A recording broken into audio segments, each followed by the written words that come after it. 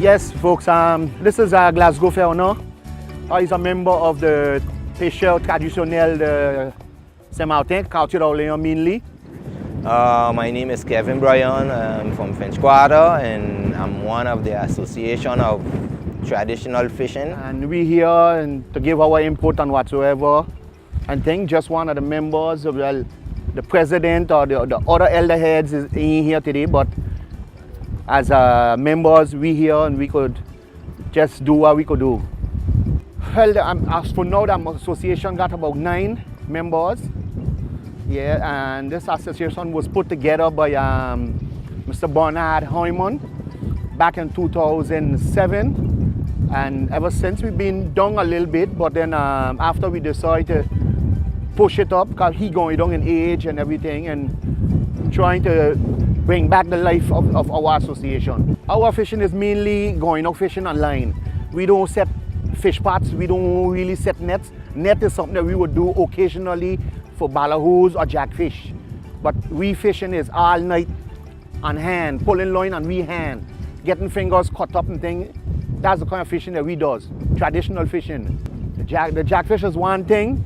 Jackfish is a fish that everybody knows. When jackfish come in, just who see them go and get them. I prepare myself by setting up my lines, my hooks, my bait, my food, and about 2 o'clock we start to head out to go out fishing. We catch some yellowtails, we catch some butterfish, some red hinds, and sorts of fish. And like 7 o'clock in the morning, we'll be back in the next day, prepare ourselves, take our fish, ice them up, and straight for the market. Well, what I would say is they claim that St. Martin got a lot of fishermen, but where fishing is concerned in St. Martin, a lot of them don't really fish. A lot of them go and buy fish. They ain't fishing like how we would go out and fish. A lot of them buy in the fish and sell them over, and they say that they're fishermen. That's what they do. They go Sabre, they buy in fish from Sabre fishermen, come in St. Martin and selling them over and saying that they catching fish. We doing hard work and we catching we own fish. All of that they trying to block. Things that we learn. This is where we learn to swim. This is where we learn to fish. And we association got old and we got young. Between we self, I could speak from our association, because what we try to do, we try to distance ourselves from the others because of this. A lot of coming and different things between, but with our elder heads, yes, we have good relation. Everything is going good because things that we learn from day. Yes, I would love to encourage the young ones out there. You have a lot of young ones who love to fish, but they are scared of what happening with the crab and things that's stopping them. So I guess that's a part of why they are keeping off. So I would like to encourage them to come out, join with us, the traditional fishing, and let's get this thing going.